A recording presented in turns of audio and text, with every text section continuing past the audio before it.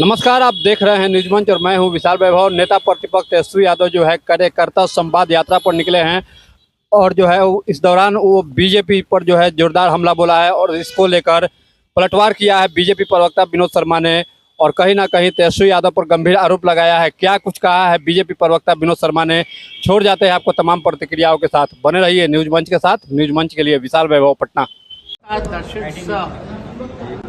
संवाद हम लोगों का पूरे बिहार में कार्यकर्ताओं से होने जा रहा है और पहला जो कार्यक्रम है कार्यकर्ताओं से दर्शन और संवाद का, वो समस्तीपुर की धरती से रखा गया है।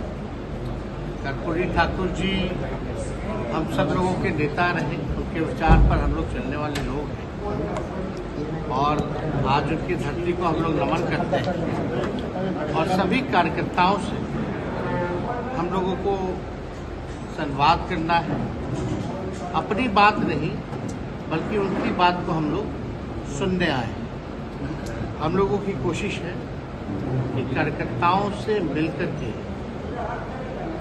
जो ज़मीनी हकीकत है, ख़ास तौर पे जो बिहार के लोगों की जो ज़मीनी जो समस्याएं हैं, उसको और अच्छे तरीके से हम लोग जाने पहचाने, ताकि बेहतर आपको जो रिपोर्ट जो मिलता है बिहार की स्थिति क्या है, बिहार के लोगों की स्थिति क्या है, समस्या क्या है, जो ज़मीन पे जो कार्यकर्ता रहता है उससे बेहतर कोई जानता नहीं।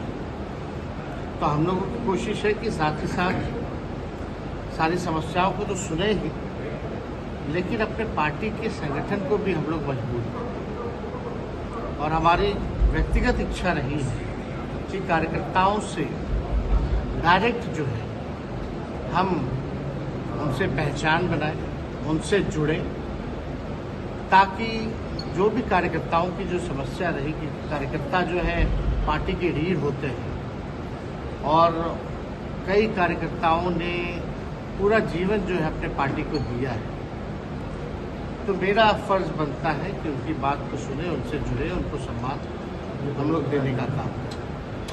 साथ ही साथ जिले में जा रहे हैं तो हर एक, चाहे ब्लॉक अध्यक्ष से लेकर पंचायत अध्यक्ष तक, जो भी कार्यकर्ता है उनसे हमारा मिलने का कार्यक्रम है।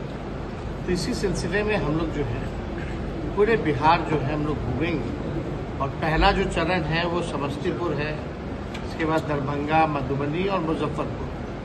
उसके बाद आप लोग जान रहे हैं कि नवरात्र आता है, तो उसके बाद जो है कि कार्यक्रम जो होगा सेकेंड फेज वो चालू रहेगी। तो आज इसी सिलसिले में हम लोग समस्तीपुर पहुंचे हैं और आप सब लोग यहाँ आए हैं।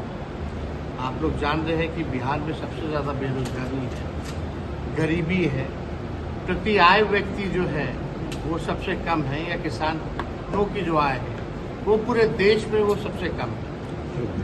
लगभग 94 लाख लोग जो परिवार जो है बिहार में गरीबी रेखा के नीचे जो है पाए गए हैं। और हम लोगों ने जब महागठबंधन सरकार था तो उसमें जाति आधारित गणना के साथ साथ हर एक व्यक्ति की, परिवार की क्या स्थिति है, कौन कितना पढ़ा लिखा है, किसका कितना आय है, किसका नौकरी है कि नहीं है, कौन भूमिहीन है, सारा डेटा हम लोगों के पास आया। और उसी के तहत हम लोगों को योजना भी चलाना था। जिसकी आय कम है, कहीं रोजगार नहीं है, उन परिवारों को सालाना 2 लाख रुपए का देने की जो योजना भी थी। भूमिहीन को 1 लाख रुपए, घर बनाने के लिए 1,20,000, ये सारा योजना हम लोगों का तैयार था। और उसी हिसाब से हम लोगों ने आरक्षण भी बढ़ाने का काम किया, जो देश भर में सबसे ज़्यादा पिछड़े, अति पिछड़े, दलित और आदिवासियों का 65% हम लोगों ने बढ़ाया और 10% एज इट इज EWS का हम लोगों ने रखा। लेकिन आप सब लोग जान रहे हैं कि क्या हुआ। जिसका डर था, हम लोग बार बार चिल्लाते रहे अनुसूची 9 में इसको डालो, शेड्यूल 9 में इसको डालना चाहिए, लेकिन भारत सरकार और डबल इंजन की सरकार ने ऐसा नहीं किया। तो आज इसी सिलसिले में हम लोग आए हैं। पीड़ा भी होती है, हम लोग नए सोच के हैं, नया बिहार बनाना है और नया बिहार बनाने में इन कार्यकर्ताओं का हम लोगों को साथ चाहिए, विश्वास चाहिए। तो मिलकर के हम लोग जो है नया बिहार बनाने की दिशा में हम लोग आगे बढ़ेंगे, ताकि बिहार के लोगों की तरक्की हो, बिहार आगे बढ़े। पलायन बहुत बड़ा बिहार का इशू रहा है।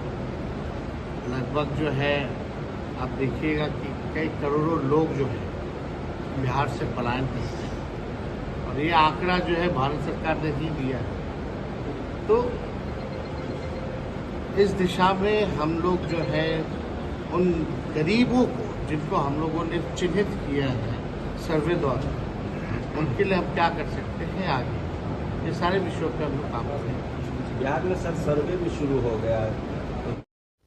सर, नेता प्रतिपक्ष तेजस्वी यादव जो है कार्यकर्ता संवाद यात्रा पर आज निकले हैं और समस्तीपुर पहुंचे हैं, और उन्होंने सीधा रूप से जो है जाति जनगणना को भी लेकर एक बार फिर से सवाल उठाया है, और कहीं ना कहीं बिहार सरकार और केंद्र सरकार पर भी सवाल खड़े किए हैं। देखिए, तेजस्वी यादव जी जब जब बिहार के आम जनता पर आपदा आई है, विपदा आई है, कहीं न कहीं गायब हो जाते हैं, बिहार से बाहर चले जाते हैं।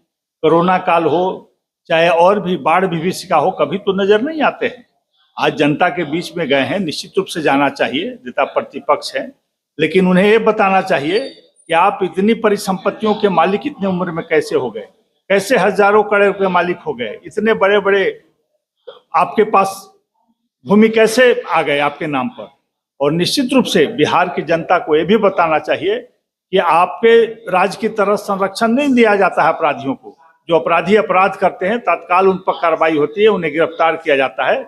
आपके राज्य में आपके मुख्यमंत्री आवास से, आपके माता पिता जब मुख्यमंत्री थे तो उस आवास से अपराधी निकलते थे, अपराध करके फिर वहीं चले जाते थे। वो स्थिति नहीं है।